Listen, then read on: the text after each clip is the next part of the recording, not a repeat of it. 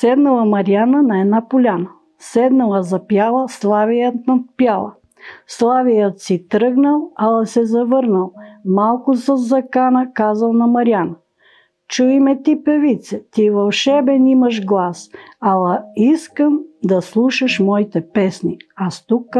Аз тук имам власт. Мариана го чула и без да се преструва, предложила му, дала обща песен да направят. Птиче сладкопойно, ти си тъй галевно, нека с теб не се делим, заедно лик да веселим.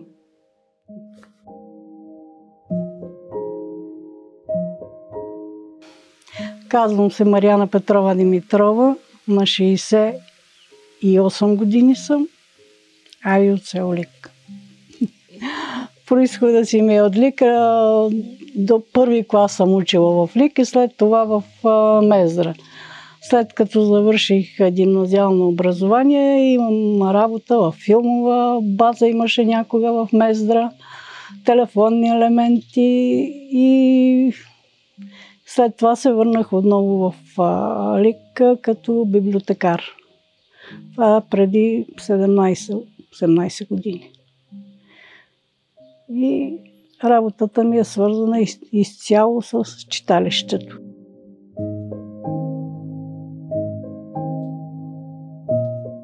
Петък вечер винаги сме си на Лик и съм участвала и в театрални постановки, в художествената самодейност като танцор. Първата ни изява на Копривщица беше 86-та година с автентични танци, които в годините си имат продължение и сега предстои също участие на танцовата формация, както и на женската фолклорна група, което ни е предизвикателство в момента и правим усилени репетиции за тази изява. Винаги съм си го носила в себе си. И като ученичка съм участвала в хор, имаше към гимназията, след това телефонни елементи имаше пак група за народно пеене. Там съм участвала в градския хор, в Мездър съм участвала. В миналото, като се правили тия, някои са им казвали вечеринки, след това театрални постановки, но хората преди нас, когато селото е имало над 1000 жители, тогава са правили зимния период по 2 състава, имало театрални и са изнисани на 2 вечери, защото хората не са могли да се побират в една вечер да видят представлението.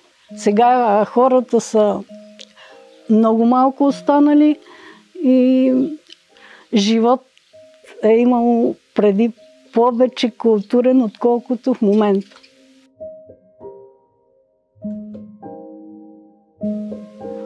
А да направиш едно представление толкова трудоемко нещо. И да нямаш публиката след това, те обезкуражава. Така и за всичките ни мероприятия така. За всеко нещо трябва да се потрудиш. Сценарий да му измислиш.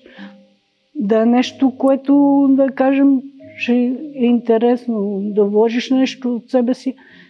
И накрая дойдат малко хора и се чувстваш неоценен.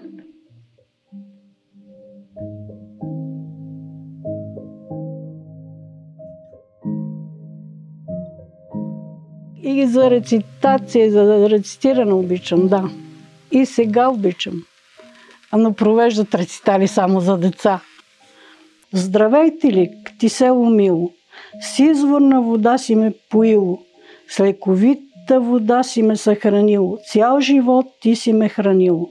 Уникален беше ти меда, помня как ухае на цветя, пчеличките събираха го от чичерак и хлебарен на енювска мера. Тук на пролет бяха и лозята, те със златно време се беряха. Руйно вино тук се лееше, за червено вино тук се пееше. Помня, че наричахте богатство, друго нямаше на тебе равно. За тебе винаги ще ме боли сърцето, ти беше на душата ми селцето. Дядо ми си го спомням, че рецитираше стихове, които ги е учил като ученик, а беше на 80 и няколко години. Майка ми е участвала в театрални постановки. Татко пееше хубаво. Първата народна песен я казал той. Котлите дрънкат по кладенците, пусни ме, пусни ли беледа си, да, пусни ме, пусни ли беледа си, да. Тия са котли без вода спале, постой, чакай ли беле рано е.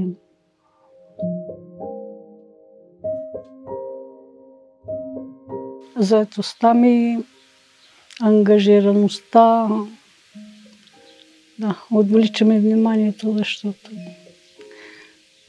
семейният проблем тук си е с тия заболявания,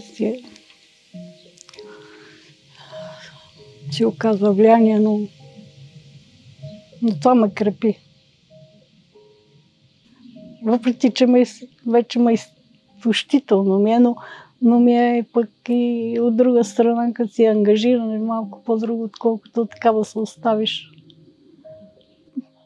Поне никога никой не ме е спирал, нито мъжа ми, даже той ми е винаги бил в помощ. Десната ръка как имаше. Има една, от как съм започнала пък тук работа.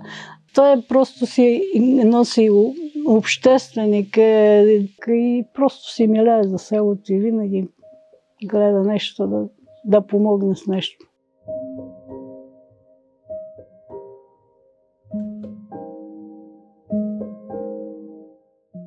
Това е лекота.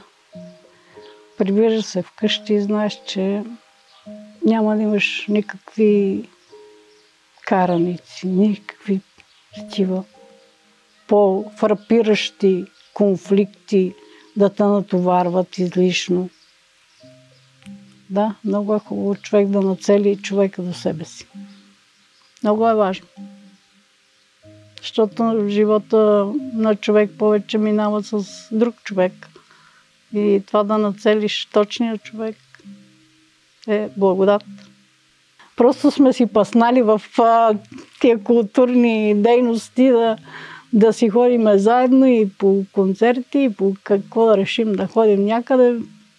Винаги сме били двамата, не да един насам, другия натам. Сега ни е трудният период. Гледам да не се натъжавам и да гледам напред но някой път самия живот натиска. Някои моменти. Танцуваме ли заедно? Танцуваме. Танцуваме, да. Някога имаше забави.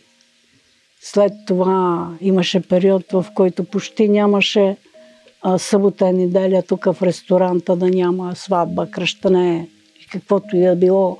И са кани цялото село. И като отидеме, докато не свърши забавата, се не прибирахме последни. А сега викаме внуците, що не се прибирате? Забравихме младините.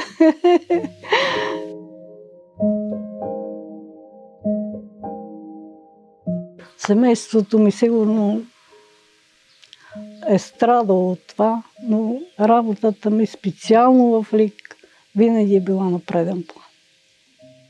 И може би те го усещат, че това ме зарежда, че ако не го направя, ще се тормоза повече нещо, като съм го решила да го правя. И така че едно извинение към семейството ми. Чувствам се удовлетворена, когато съм си свършила работата както трябва и съм допринесла с нещо за околните. Имаше една учителка беше тук преди, може би, 4-5 години почина, но тя такъв стимул ни дава, че и сега се сещаме за думите. Никога не се отказвайте. Тя беше на 80 и няколко години, но тя винаги ни даваше уроци за живота. Нещо ще прочете вестник. Рецепта ли, какво ли ще бъде? Нещо здравословно. Ей, жени, това правете, това не го правете. Това е добре за здравето и това... Искам да съм като нея. Когато имаш някакъв пример, който ти е харесал, добре е да го предадеш на следващите. И затова не се отказвам. Това.